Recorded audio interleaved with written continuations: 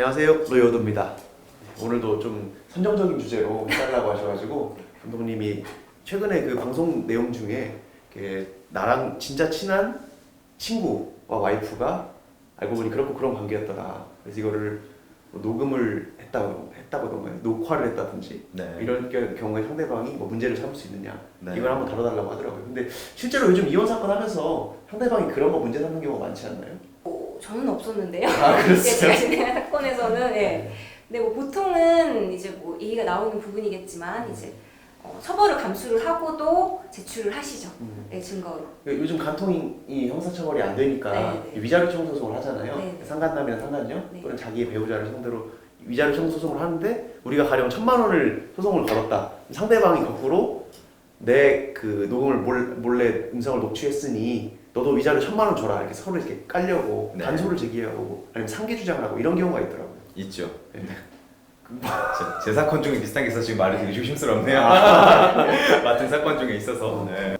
가령 뭐 A랑 B랑 대화하는 걸 C랑 녹음했을 때, C가 녹음했을 때, 아니면 A랑 B랑 대화하는 걸 A가 녹음했을 때, 뭐는 죄가 되고 뭐는 죄가 안 되냐 이 부분을 명확하게 좀 명쾌하게 알려달라는 의견이 많거든요. 뭐라고 얘기해 주세요? 최 변호사님이 말씀해주세요. 아, 제가요? 네. 대화자 중에 한 명이 같이 대화하는 사람들 사이에서 녹음을 하는 건 합법이지만 남이 대화하고 있는 거에 몰래 껴듣거나 어떤 장치를 이용해서 녹음을 하면 그거는 불법이다라고 설명을 해주거든요. 예, 그래서 저도 아까 그냥 A, B, C로 설명하거든요.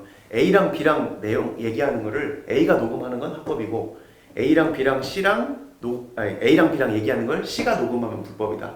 이렇게 하면은 어느 정도 이해하시는 것 같은데. 네. 그러니까 뭐 아까 사건에서도 다시 이야기를 해보면 그 상담 받았던 당사자가 뭐 와이프랑 이야기를 하는 내용이라던가 친구랑 이야기를 해서 너 왜 내 와이프랑 바람났냐라고 해서 아 미안하다 내가 어떻게 만나서 뭐 어떤 행위를 했다 이걸 녹음한 거를 제출하면은 통신비밀보호법 위반이 아닌 건데요. 이게 그 둘 사이 그 와이프랑 친구가 그 바람 피우는 장면을 몰래 녹음을 했다라고 하면은 이제 통비법 위반이 되는 겁니다.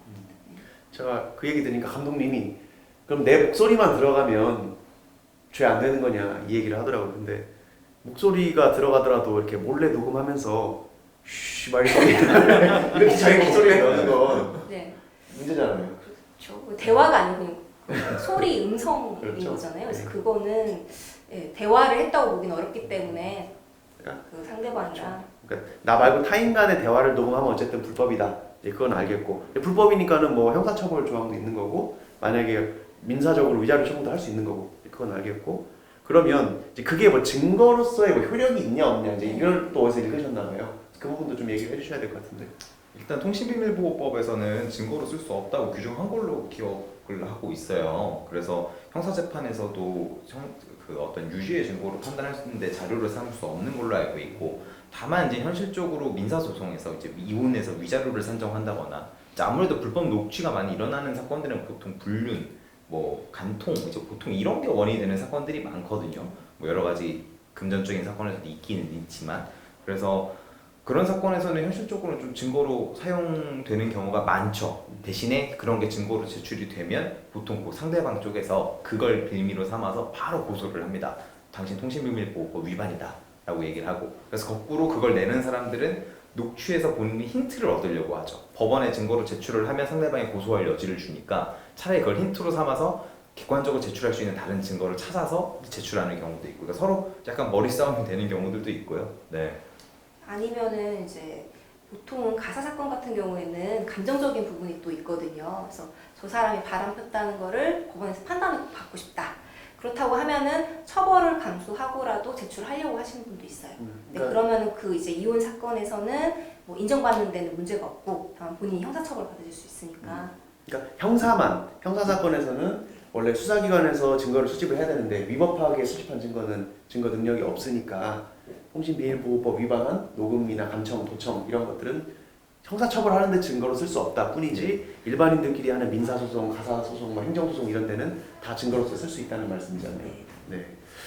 그 CCTV 같은 경우도 이제 뭐 가령 우리가 어린이집 같은 데서도 이렇게 학대 이런 걸 할 때는 이거 증거를 뭐 잡기 위해서 CCTV 같은 걸 볼 때 음성 같은 게 없다고 하잖아요. 네. 그 부분도 뭐 법률적으로 뭐 근거가 있는 건가요? 일단 제가 생각하기에는 CCTV는 언제나 옆에 경고 팻말 같은 게 붙어 있잖아요. 네. 그래서 이게 누가 설치를 누가 했고 관리를 누가 하고 이런 게 표시되어 있는 걸로 알고 있는데 법적으로 보게 되면 CCTV에 대한 별도의 규정이 있는지는 모르겠지만 자칫 잘못하면 저희가 이렇게 얘기하고 있는 것도 지금 여기에 설치된 CCTV 관리자 주체자가 저희의 동의 없이 녹음하고 있는 걸로 볼 여지가 있는 것 같아요. 그러면 통신비밀보호법에도 걸릴 소지가 있지 않을까 이런 생각이 좀 듭니다.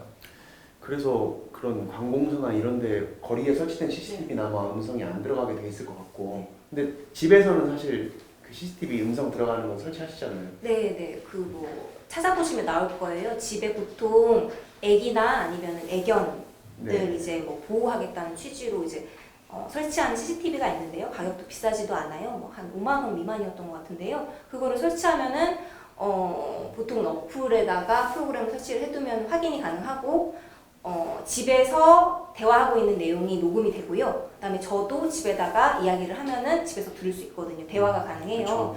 근데 그런 식으로 몰래 만약에 설치를 해서 이제 녹화를 해둔다라고 하면은 또 아까 이야기했던 통비법에 또 문제가 될 수 있겠죠. 근데 몰래 설치를 한 게 아니고 네. 원래 아기를 위해서 설치를 해놓은 건데 네네. 아기를 위해서 돌려보다 보니까 불륜 현장을 목격했다. 이거는 괜찮지 않을까요? 안 나를 거. 아니 그러니까 블랙박스 만약에 뭐 상대방 배우자 거기에 설치되어 있다는 사실을 기존에 알았다라고 하면 그게 문제가 좀 되지 않을 것 같긴 한데요. 네. 뭐 화면 각도라든가 이런 부분도 또 좀 네. 아니 그러니까 블랙박스를 네. 나는 사고 현장을 다시 한번 보려고 블랙박스를 열어봤는데 뭐 친구랑 우리 와이프가 타고 막 차가 막 격렬하게 흔들리고 네. 뭐 이런 장면이 찍혔어요. 네. 그러면 그 블랙박스 그 영상이나 음성 이거를 증거로 사용하는 것도 뭐 가능하겠지만 그건 통신비밀보호법 위반이 안 되지 않을까. 제 생각에도 이제 그 차를 누가 주로 운행하느냐의 문제인 건데 배우자가 주로 운행하는 차에 설치를 했다면 통신비밀보호법 위반이 문제가 될 수 있을 것이고 네. 원래 자신이 운행하는 차량인데 만약에 그런 일이 있었다면 제 생각에 처벌 안 받을 수도 있지 않을까요? 네. 아무튼 근데 어쨌든 흥신소나 이런 데를 통해서 뭐 녹음을 해달라든지 뭐 녹화를 해달라든지 이런 것들은 다 문제가 된다는 거죠. 그렇죠. 혹시 뭐 이혼 상담 하시다가 네. 이렇게 증거를 수집하는 뭐 방법에 대해서 이렇게 조언하거나 이렇게 해주신 적 있나요? 저도 보통 이제 녹음을 본인이 대화하시는 내용을 녹음을 하시라라고 말씀을 드리는데요. 불법적인 부분을 권할 수는 없기 때문에 뭐 홍신소나 이런 걸 물어보신다라고 하면은 보통 통상적인 금액이 이렇게 하니까 네? 네, 하지 않는 게 좋다. 아 선생님 금액이 얼마인데요?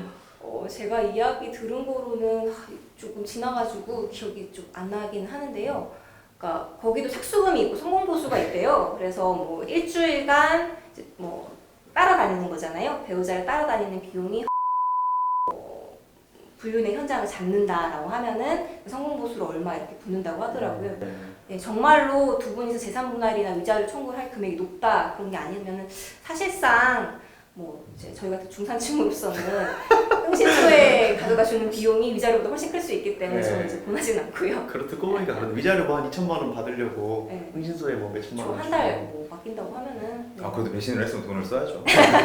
근데 어떻게든 그 사진 가져오시는 분들 있잖아요. 이렇게 아, 있죠. 모텔 앞에 자동차 주차된 네. 것부터 해서 같이 들어가는 장면, 뭐 식사하는 장면 사진으로 이렇게 가져오는 분들은 직접 다니시는 건지 누구 시켜서 다니는 네, 건지 전 물어보진 않습니다. 저도 물어보진 않았거든요. 소송에서는 언제나 우연히 발견했다고 하시더라고요. 네. 알겠습니다. 오늘 도청, 강청 관련해서 통신비밀보호법 얘기 들어봤는데요. 아무튼 타인 간의 대화를 녹음하는 건 불법이고 나의 대화를 녹음하는 건 합법이고 형사사건에서는 증거로 쓸 수 없지만 다른 사건에서 다 증거로 쓸 수 있다. 네. 불법이라 하더라도 그리고 형사처벌 받을 수도 있고 민사적으로 위자료를 물어줘야 될 수도 있다. 이 정도인가요? 마지막으로 하나만 추가를 하면 네. 제가 대화자여서 통신비밀보호법상 처벌을 받지 않는 녹음 파일이라 하더라도 네. 그 내용을 다른 곳에 가서 잘못 사용을 하게 되면 민사적으로 위자료 손해배상을 해야 된다는 판결이 하나 있긴 있습니다. 예를 들어보면 네. 저희가 내밀한 대화를 했는데 네. 그거를 예를 들기가 좀 어려운데요. 네. 이상한 곳에 가서 뭐 영업비밀 명예훼손을 한다. 뭐 명예훼손을 한다거나 뭐 모욕을 했다거나 이런 내용이 있다면 위자료를 물어줘야 될 수도 있다라고 판결이 있는 그러겠죠. 걸로 알고 그런 있습니다. 거는 뭐 음성권을 인정을 한 판결이 작년에 있었어. 음성권이요. 네, 그러니까 뭐 내 목소리가 그러니까 뭐 저랑 최 변호사랑 이야기한 부분이 있다고 해도 제 목소리가 타인 마음대로 녹음이 몰래 된다거나 그걸 다른 데 가서 뭐 그게 재생이 된다거나 방송된다거나 이렇게 하지 않을 권리를 이제 헌법상 권리를 인정해 주기는 했는데요. 이제 일반적으로 소송상 이용을 한다거나 정당한 목적이 있었을 때는 위법성을 조각해 준다라고 이야기를 해서 이제 일반적으로는 아직까지는 손해배상이 인정될 여지는 조금 좁지 않을까 싶기는 저도 한데요. 그 기자분한테 상담이 들어왔어요. 아, 네. 그러니까 모자이크 처리를 다 해줬다는 거예요. 그래서 누군지 알 수가 없는데 음성은 변조를 안 해줬거든요. 근데 그 사람이 왜 내 음성 허락도 없이 내보냈느냐. 약간 난 그 부분은 내보내지 말라고 했는데 이렇게 문제 삼아서 이거는 음성권 말씀하신 대로 해서 네. 위자료가 인정될 여지도 있는데 아직 판례가 네. 마땅치 않다고 말씀드렸거든요. 점점 사람들이 그런 개인정보나 자기 뭐 초상권, 뭐 명예, 음성권 이런 거에 되게 민감해지는 시대가 점점 되는 것 같아요. 아무튼 섣불리 저희도 말 조심해야 될 것 같습니다. 네. 감독님 뭐 궁금한 거 있으세요? 아니 없습니다. 네, 여기서 마치겠습니다. 감사합니다. 감사합니다.